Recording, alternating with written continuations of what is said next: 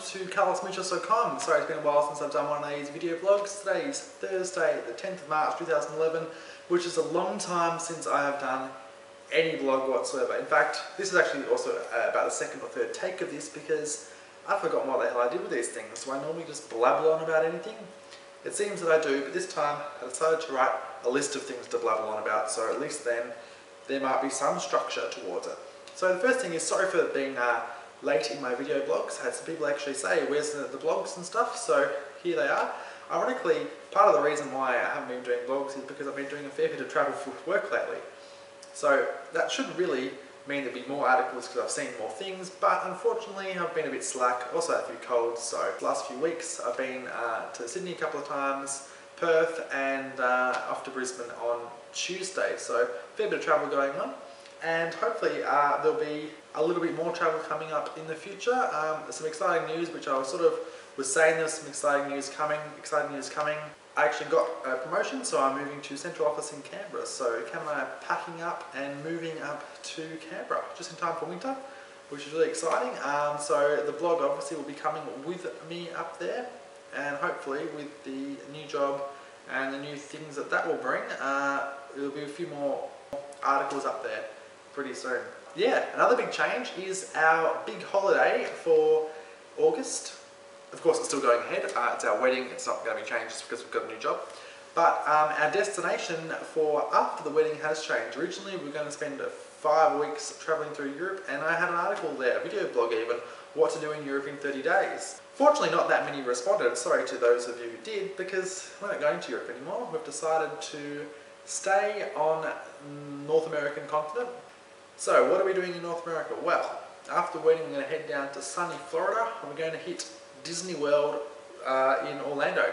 So Orlando Disney, it's going to be absolutely awesome.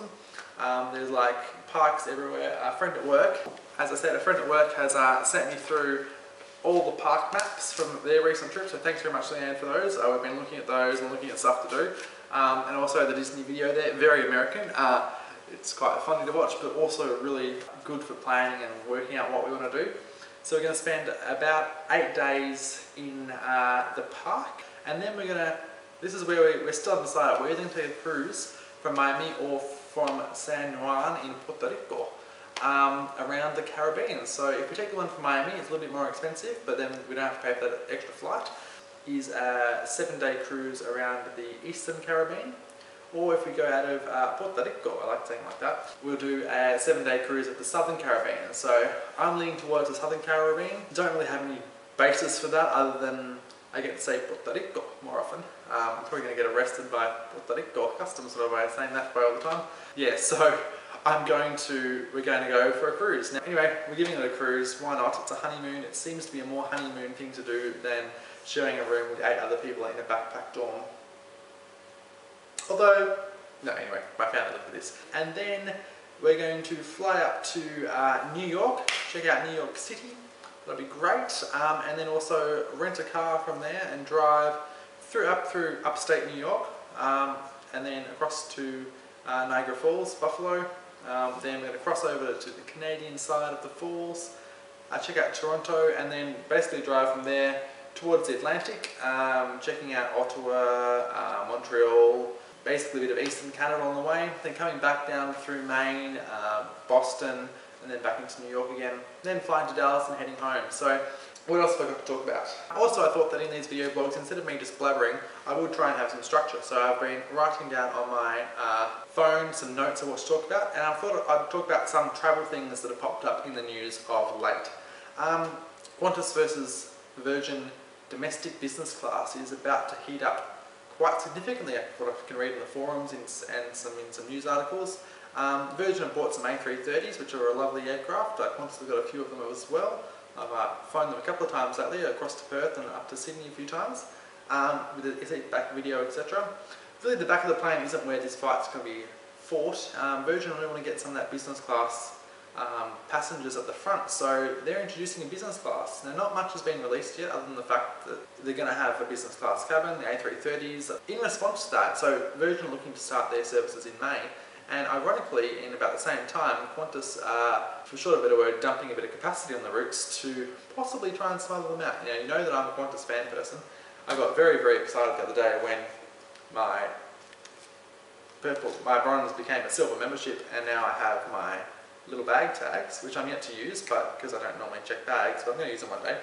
So you know that I'm a Qantas fanboy, but it's very interesting that Qantas will now be using their 747 internationally configured, obviously, on the Sydney to Perth routes, and their internationally configured A330-300s on their Melbourne to Perth routes, and they're moving the A330-200 to the Brisbane to Perth routes, just when Virgin decide to put their new planes when they get them on the Sydney to Perth route. So keep an eye out for that space and what's happening with the domestic business war between Virgin and Qantas.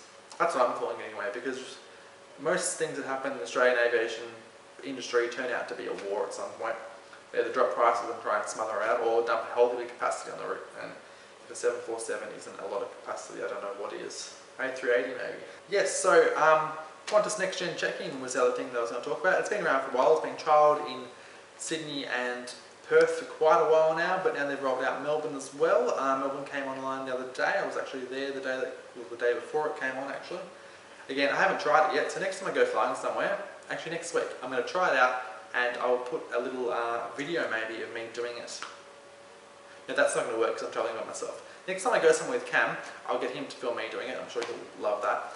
And I'll put a little review of how I think the Next Gen check-in works. Anyway, I've probably been blabbering for way too long already. That's the end of my updated video vlog. I'm going to put some more effort into the site. I know I said this last time and it worked for a little while, so I'm saying it again. I think you'll do something consistently for 30 days before it becomes a habit. I'm not going to do that for 30 days. I'll try. No, I can't promise that. But we'll try and get some stuff happening on the side. Anyway, thanks for visiting, and I'll talk to you again soon. Bye.